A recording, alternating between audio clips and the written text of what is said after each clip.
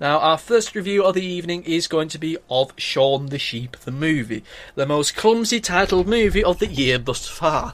Of course, we've got many, many more movies to review. Dramatic pause, stifling a burp. Oh dear.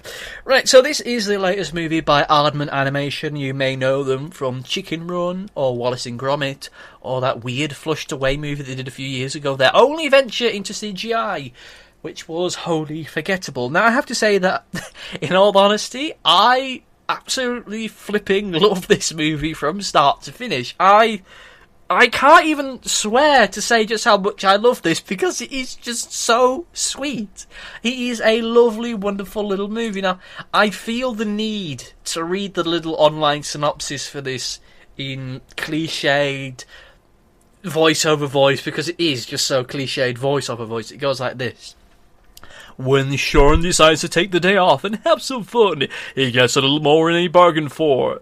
A mix-up with a farmer, a caravan, and a very steep hill lead them all to the big city, where it's up to Shaun and the rest of the flock to return everybody safely to the green, green grass of home.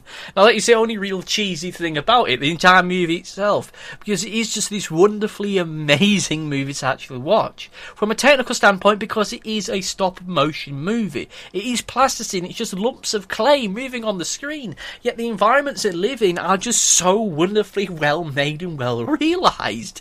It is probably one of the best children's movies I've seen in an incredibly long time. It is a joy to watch every single minute of it, as from start to finish I just enjoyed myself. There is a great humour and warmth to it from start to finish. It doesn't have a bad bone in its body, and it feels like the kind of movie you'd really want to hug. It is a lovely, soft, cheerful little movie, and I'll be honest, I was slightly apprehensive going into this, even though it's an Aardman movie, because this Shaun the Sheep is really like a preschooler's TV show, so I expected it to kind of, in some regards, play down to the children, but it didn't. It is one of the few family movies that you can say, honestly and wholeheartedly, that it is a family movie, that this is a movie that the entire family can watch, where it's little kiddie Jimmy or all the way up to Grandad Bert, everybody can sit around and watch it, and they'll all get the same kind of enjoyable experience from it, as the humour from the movie itself is all physical, it's all silent movie-esque humour, even though, yes, it's not really silent, but with that said, silent movies themselves weren't silent. They had soundtrack to them, but whatever.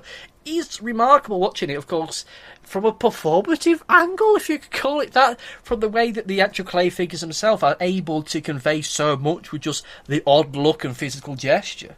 I would, in a weird kind of way, recommend this as viewing for people who are interested in the performing arts, in how you can say so much by actually saying next to nothing. Of course, they do bleat and bar and woof and bark and this, that and the other, but apart from that, there's no real voices to it. There's no words, even though there are human characters within this movie. They just grunt and go,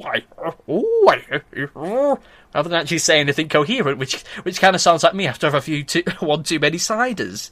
This is a movie which is proof positive that you don't have to have a moral to a kids' movie. You can just have a kids' movie which is just fun and nothing else. It doesn't have a moral to it per se. It doesn't need one, to be honest, because it is just fun. It is enjoyable. I watched it from start to finish, and I was enthralled by it. From a technical standpoint, from a writing standpoint, from a performative standpoint, it is a beautiful movie. And there are many silly little jokes in it. You may have seen it in the trailer with the Silence of the Lambs, the Hannibal Lecter reference into it. But it is just one of those silly moments that you don't need to know about Hannibal Lecter or the Silence of the Lambs or anything like that to get that joke, because it's a funny joke.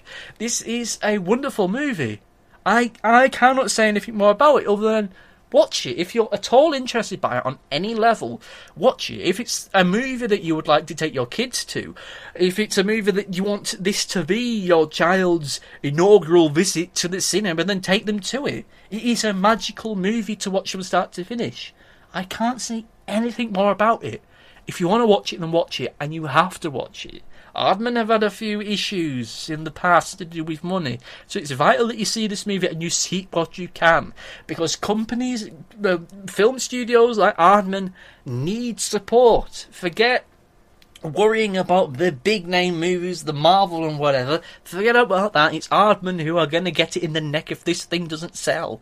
They've had God knows how many 5 movie deals have fallen through due to bad turnover, which it shouldn't be because these movies are wonderful. It is a technical marvel, a physical marvel, and a joyous marvel. Watch it. You will enjoy every minute of it. It is a beautiful little movie, and I cannot say anything more about it. I cannot. See it. It's probably my favourite movie this month. Bearing in mind some of the movies that I've seen this month have been amazing. See it. This is probably one of the best children's movies you're going to see this year, without the single shadow of a doubt. And bearing in mind that we're soon going to be entering into the drought period when it comes to movies, that we are going to get the cheap, practically made for DVD movies finding their way into cinemas as we enter into the post-Oscar period. See a real movie whilst you can. If this is going to be the first movie you're going to see or take your kids to see, they will love every minute of it. I guarantee it.